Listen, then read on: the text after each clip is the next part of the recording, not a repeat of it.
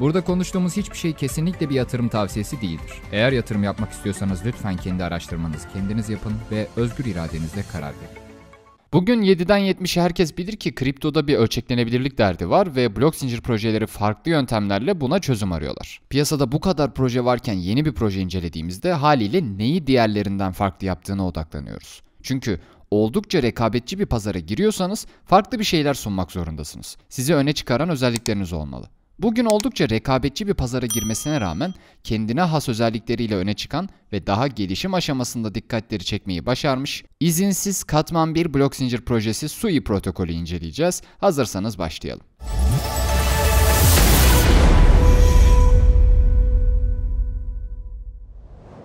SUI özellikle varlıkların ve ödemelerin transferi gibi basit kullanım durumları için ölçeklenebilir, hızlı ve düşük gaz ücretlerine sahip bir blok zincir ağı olmayı amaçlıyor. Buradaki motivasyonları ise internetin bir sonraki aşaması olan Web3'e dahil olacak milyarlarca kullanıcı ve geliştiriciye başarılı bir blok zincir deneyimi sunmak. Platform popüler yazılım dili olan Rust'la yazılmış ve ilk olarak Facebook tarafından geliştirilmiş Diem blok zincirin de kullandığı MoveKit'ini kullanıyor.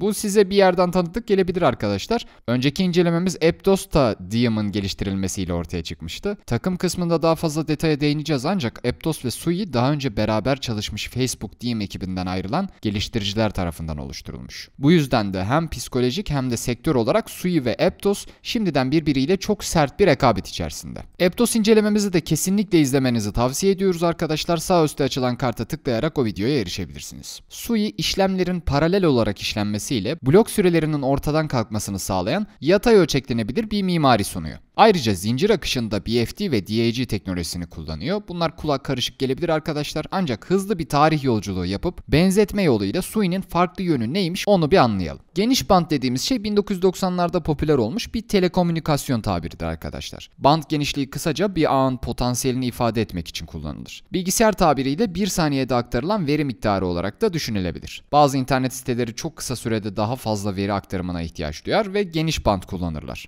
Bunu otoyollara benzetebiliriz arkadaşlar. Geniş ve düzgün yollardan daha çok araç geçer. Sıkışık ve daha az şerit olduğunda daha az araç aynı anda hareket eder. İşte SUI blok zincirde yaptığı ölçeklenebilirlik çalışmasını Web 2'deki bant genişliğine benzetiyor. SUI ağını dar bir yol şeklinde inşa etmek yerine adeta otobana çevirerek yüksek hızlı işlemler vaat ediyor. Diğer teknoloji BFT ise ağın güvenliğiyle ilgili ve yıllardır bilgisayar biliminde var olan bir paradoksa cevap aslında. Şimdi gelin sizde Bizans hata toleransına çok kısa bir değinelim. Bir şehri kuşatan birkaç Bizans generali var. Sadece birbirlerine haberciler göndererek iletişim kurabiliyorlar. Generaller ortak bir eylem planında anlaşarak şehre saldırmak ya da geri çekilmek arasında karar verecekler. Ancak generallerin bir kısmı hain ve bunların sayılarıyla kimlikleri bilinmiyor. Buradaki problemse generallerin karar vermek için ne tür bir algoritma kullanabileceği ya da böyle bir algoritmanın var olup olmadığı. Yani arkadaşlar böyle bir sistemin varlığı için sadık generallerin sayısının 3'te 2'ye aşması gerekir ki ortak bir karar alınabilsin. SUI ağın güvenliğini o yüzden BFT modeliyle sağlıyor.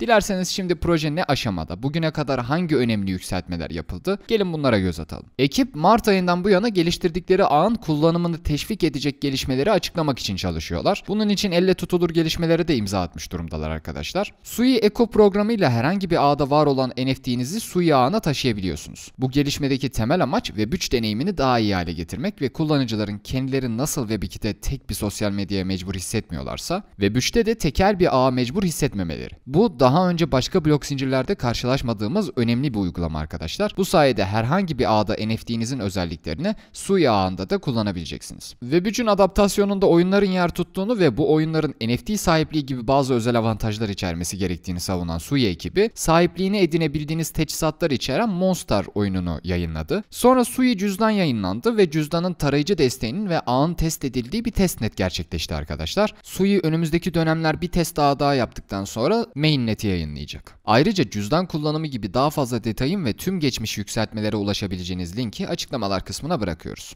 Geldik takıma arkadaşlar. Sui geliştirici ekibi Miston Labs takımı misyonunu şu şekilde açıklıyor. Web3, bireylerin ve içerik oluşturucuların kendi verileri ve içerikleri üzerinde benzeri görülmemiş bir mülkiyete sahip olmalarını sağlayacaktır. Ancak oraya ulaşmak için gerekli araçlar henüz mevcut değil. Misten en parlak beyinlerin gelecek için araçlar yaratmak üzere temel sorunları çözdüğü yerdir. Web3'ü güvenli, güvenilir ve toplu kullanıma hazır hale getireceğiz, diyor. Bu açıklamayla Web3'e nasıl baktıklarını ve amaçlarını da oldukça net ifade ediyorlar. Ayrıca takımın üyelerine ve geçmiş tecrübelerine rahatlıkla ulaşabiliyoruz. Kullanıcılara karşı bu tutumlarından dolayı Sui takımını şeffaf ve samimi buluyoruz. Çalışanlara göz atacak olursak ekip daha önce Facebook blok zincir projesi Diem'de birlikte çalışmış geliştiricilerden oluşuyor. Miston Labs'in kurucu ortağı ve CEO'su Evan Cheng, Apple'da mühendis olarak çalıştıktan sonra yönetici pozisyonunda tecrübe kazandı. Kurucu ortaklardan Adeney ise finans devlerinden HSBC'de çalıştıktan sonra Facebook ekibiyle Diem projesinde buluştu. Bugün Miston Labs 35 kişilik tecrübeli ve ihtiyaçlara karşılık verecek geniş bir ekibe sahip. Ayrıca ekibin Meta'dan ayrılma macerası, Silikon Vadisi'nde Web3 çalışmaları gibi konulardaki yazılarına açıklamalar kısmından ulaşabilirsiniz. Yatırımcılar çoğu zaman projenin reklamı ve PR'ı için önemli gibi gözükebilir arkadaşlar. Ama böyle bir başlığı incelemelerimize almamızın ana sebebi projenin vaatlerini yerine getirecek seviyede bütçeye sahip olup olmadığına bakmak. Ayı döneminde olduğumuzu da düşünürsek birçok proje çalışmalarını durdurmuş durumda. Böyle bir ortamda Sui ilk etapta hatırı sayılır bir fon topladı ve çoktan ikinci defa görücüye çıkmak, yani yeni yatırımlar toplamak için hazırlıklara başlamış durumda. Sui'nin Diem'den ayrılan ekip tarafından kurulan, bizim de incelemesini yaptığımız Aptos projesinin doğal rakibi durumunda olduğunu söylemiştik. Hatta Aptos'a yatırım yapan birkaç firma aynı şekilde Sui'ye de yatırım yaptı. Aptos kadar astronomik bütçeler olmasa da A16Z, Coinbase Ventures, Samsung Next gibi devlerden 36 milyon dolar toplamayı başardı. 36 milyon dolar da projeyi ve geliştirmeleri fonlamak için oldukça iyi bir bütçe.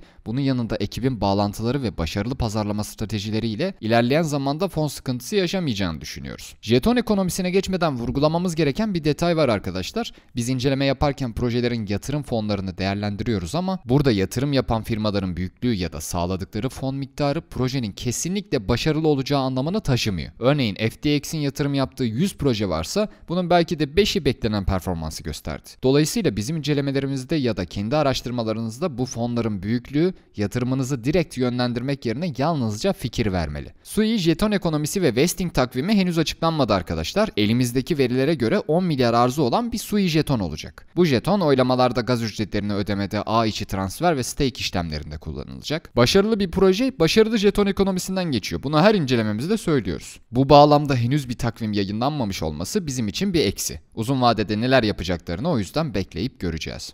Geldik sosyal medyaya arkadaşlar. Twitter'da 58 bin, Discord'da 94 bin gibi büyük bir takipçi kitlesine sahipler. Sui son zamanlarda Twitter'da adından sıkça söz ettiriyor ve projenin diğer blok zincirlerle karşılaştırılması çoktan yapılmaya başlandı. Henüz ortada bir ön satış ya da ana ağı dahi olmayan bir projenin bu kadar büyük kitleye ulaşması bize önemli bir şeyler inşa edildiğini düşündürüyor. Sui karşılaştırmalara bu kadar sık konu olurken biz de kardeş projesi Aptos'la kıyasladığımız kısa bir bölüm hazırladık. Artılar ve riskleri konuşmadan önce dilerseniz bu yarışa bir göz atalım. Son dönemde katman bir blok zincir projelerde patlama yaşansa da Ethereum ve Solana'dan kaçan kullanıcıların güvenli liman aradıkları bir gerçek. Aptos ve Sui bazı ortak özelliklerin yanında daha önce birlikte çalışmış ekipler tarafından üretilmiş, rekabet içinde birer katman bir blok zincirleridir. İlk tanımımız bu şekilde. Algoritma olarak her iki projede Proof of Stake kullanıyor ve aynı yazılım dilinin farklı versiyonlarıyla üretildiler. Her iki projede Solana'ya benzer şekilde yüksek optimizasyon ve performans sunacak şekilde tasarlandı. Sui'nin jeton arzı ve temel kullanım alanları mevcutken Aptos'un henüz bir jetonu yok. Ayrıca her iki projenin de jeton ekonomisi henüz açıklanmadı. Sui nesne temelli bir depolama sunduğundan güvenlik konusunda Aptos'a göre bazı artıları var. Ve iki proje arasında çarpıcı farkın olduğu yere geldik. Her iki projede birçok sermaye girişiminden iyi sayılacak fonlar aldı. Fakat Aptos 350 milyon dolar gibi daha önce benzeri görülmemiş dudak uçuklatıcı bir sermaye toplarken Sui 36 milyon dolarda kaldı. Yine de Sui Facebook Diem projesinden buraya katılan daha fazla insan sermayesine sahip. Bir diğer fark Fark, Aptos çok başarılı ve kapsamlı testnetler geçirdi. Bu sayede Aptos ağının performansı nispeten denenmiş oldu. Ancak Sui tarafında henüz böyle kapsamlı testnetler gerçekleşmedi. Testnetlerin hemen ardından platformdaki uygulamalara göz atalım. Belki Sui için erken konuşuyoruz ama onlar zaten başlangıçta birkaç app geliştirmek için çalıştılar. Ancak Aptos bu konuda daha fazla yol almış gözüküyor. Her iki projenin de mainnet yayınlanmadan uygulamalar için çalışması ayrıca takdiri hak ediyor arkadaşlar. Tüm bu parametrelerde bugün her iki projenin de iyi işler çıkardığını ve başarılı bir tasarıma sahip olduğunu söyleyebiliriz. Bunun yanında hangisi adına daha iyimser olduğumuzu söylemek içinse hala çok erken. Buraya kadar Sui hakkında birçok detay verdik ve diğer projelerle karşılaştırdık. Şimdi kapanışa geçmeden önce Sui neden iyi bir yatırım olabilir ya da riskleri nelerdir, onlara bir göz atalım. Artılarla başlayacak olursak, inceleme boyunca bizi en çok heyecanlandıran Sui Eco NFT programı ile başlamak istiyoruz. Bildiğiniz üzere bugün NFT'ler başka ağlara aktarılamıyor. Sui'nin Web3 deneyimini arttırma yönündeki ısrarcı yaklaşımı ve başka ağlardaki NFT'lerimizin Sui ağında bir karşılığını oluşturma programı Web3 deneyimi için çok uygun ve çok başarılı bir uygulama. Yüksek hız ve düşük ücretler arkasındaki teknolojiye bakılmaksızın bugün kriptoda aranan özellikler. Kullanıcılar da haksız sayılmaz arkadaşlar. Hız çağımızın bir gerçeği. Bütün ağ sorunlarına rağmen bugün Solana'nın hız konusundaki başarısıyla nerelere geldiğini hepimiz görüyoruz. Sui hatırı sayılır bir yatırım aldı arkadaşlar. Aptos'la kıyaslandığında az gibi gözükse de uzun süre projeyi beslemek için yeterli olan sermaye ile kasalarını doldurdular. Sui blok zinciri de radikal bir karar alarak bazı basit transferler gibi işlemlerde fikir birliğini ortadan kaldırır ve işlemlerin anında onaylanmasını sağlar.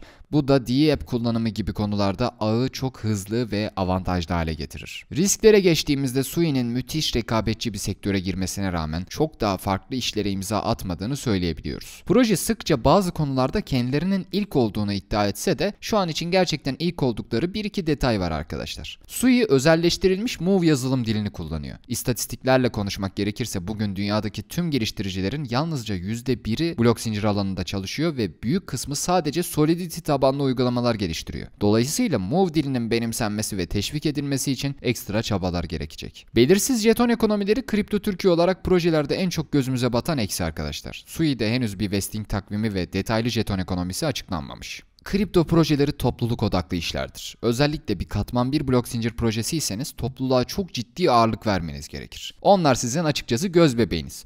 Aptos'ta topluluk odaklı çalışmalar görürken, Kozmos ekosisteminde tüm projeler topluluk merkezliyken, Sui'de topluluk adına ne bir çalışma ne detaylı bir etkinlik göremedik. Testnetlerin de yeterli sayıda olmaması projenin yatırım potansiyeli oluştursa da uzun vadede kalıcı bir kitleye ulaşamayacağı sinyallerini verdi. Sui her ne kadar güçlü kadrosuyla Sui Eco NFT programıyla aldığı yatırımlarla göz doldursa da her projede olduğu gibi riskli olan yanları da elbette var. Hakkı verilmiş bir katman bir çözümü üretmek yıllardır pek çok projenin hem hayali hem de vaadi. Sui'nin bu yolda ilerlemek için yeterli donanıma sahip olduğu da aşikar. Önümüzdeki süreçte neler olacağını ise hep birlikte bekleyip göreceğiz. Vedalaşmadan önce videoyu beğenmeyi, kanala abone olmayı ve bildirimleri aktif hale getirmeyi unutmayın. Kriptoya dair merak ettiğiniz her şeyi ekranda çıkan Telegram kanalımıza gelerek sorabilirsiniz. Ayrıca Twitter'da da faydalı paylaşımlar yapıyoruz. Diğer videolarda görüşmek üzere, şimdilik hoşça kalın.